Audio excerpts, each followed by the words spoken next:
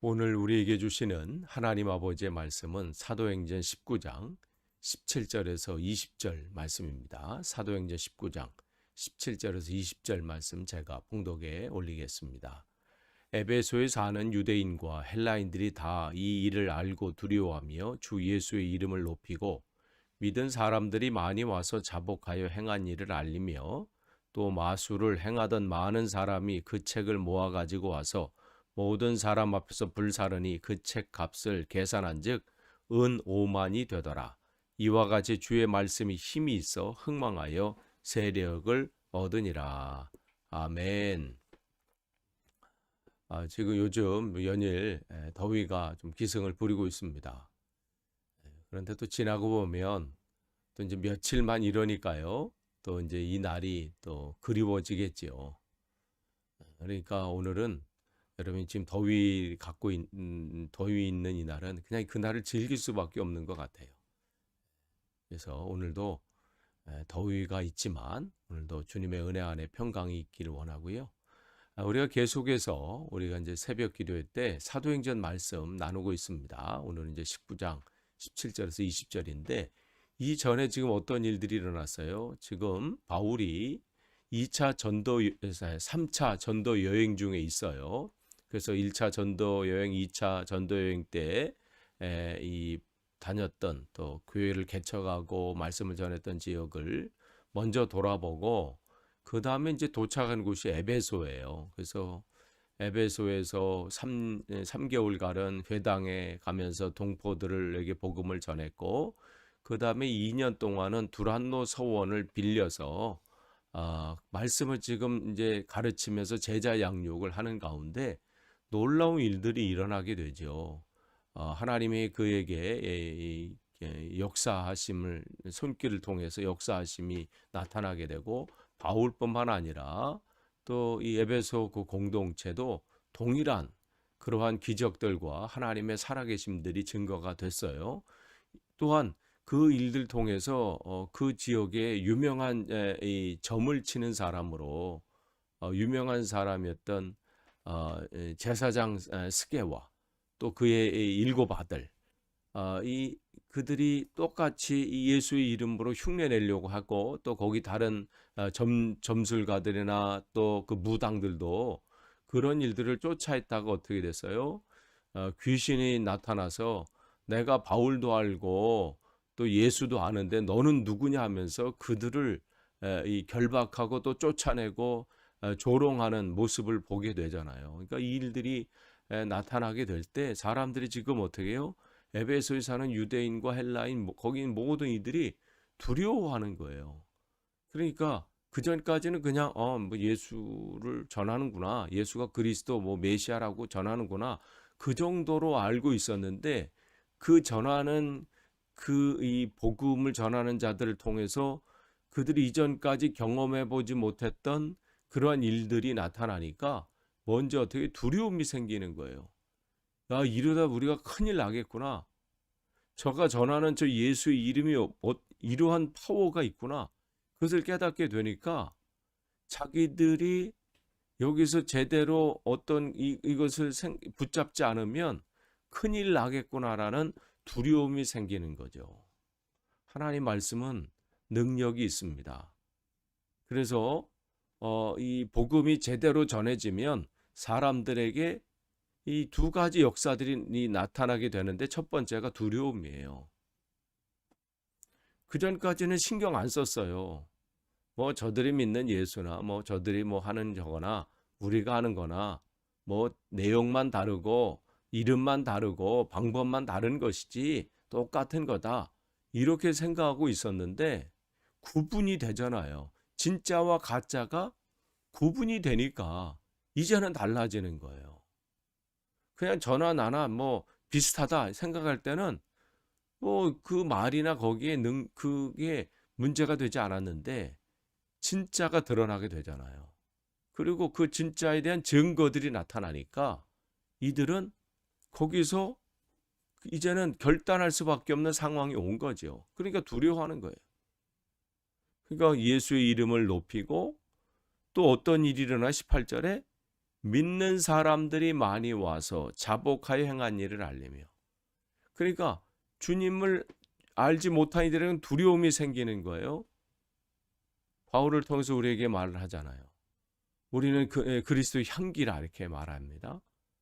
그러면서 믿지 않는 사람에게는 어떻게 죽음이에요. 죽음의 향기 뭐예요? 야, 우리가 예수를 믿지 않으면 죽겠구나. 이러다 우리 망하지. 그러한 일들이 나타난다면요. 또 믿는 자들이 어떻게 생명의 말씀이 되는 거예요.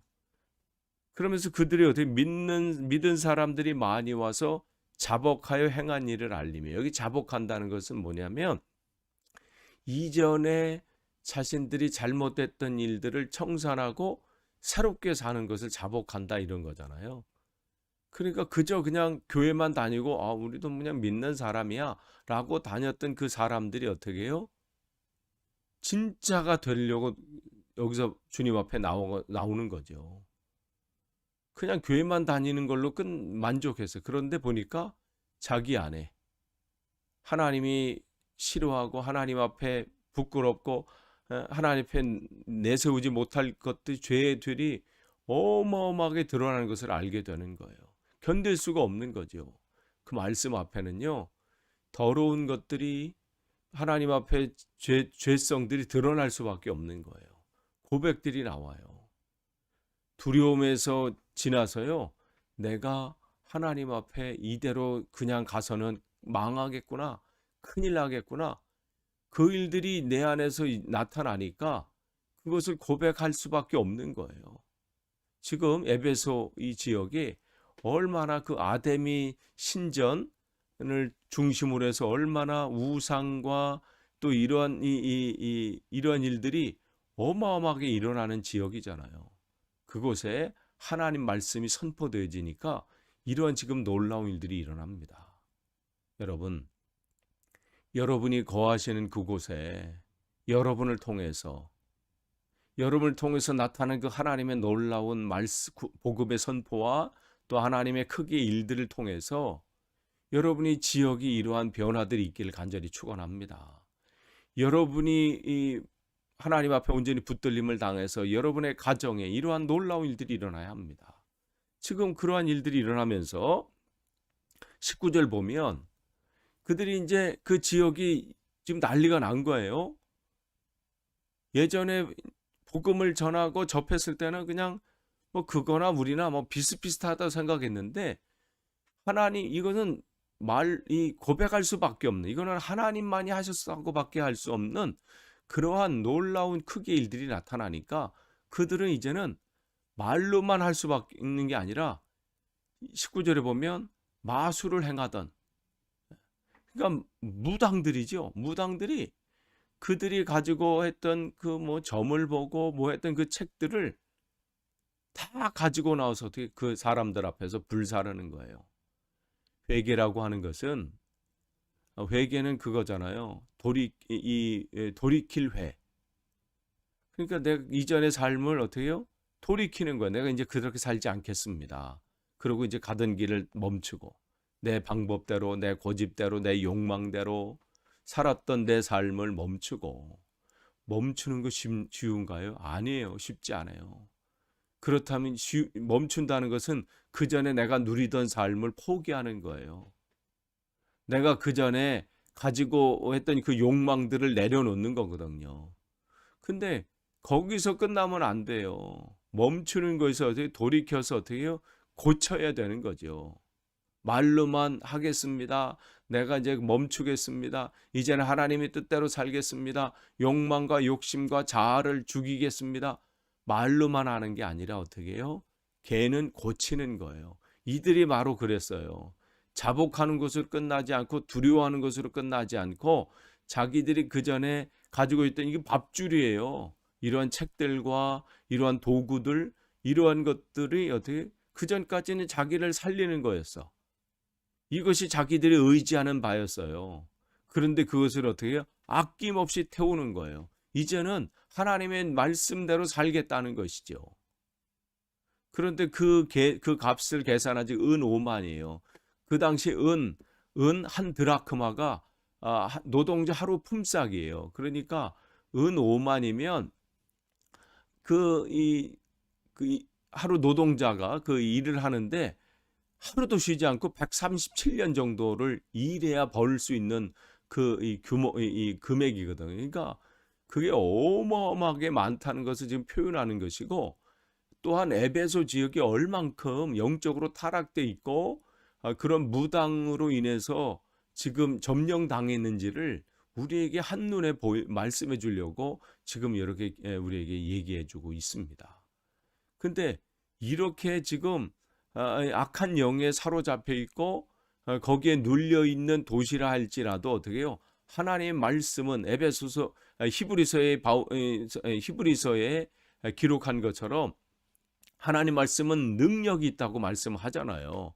하나님의 말씀은 살아있고 활력이 있어 모든 것을 골수를 쪼개고까지 나무는, 그게 우리의 하나님 말씀입니다.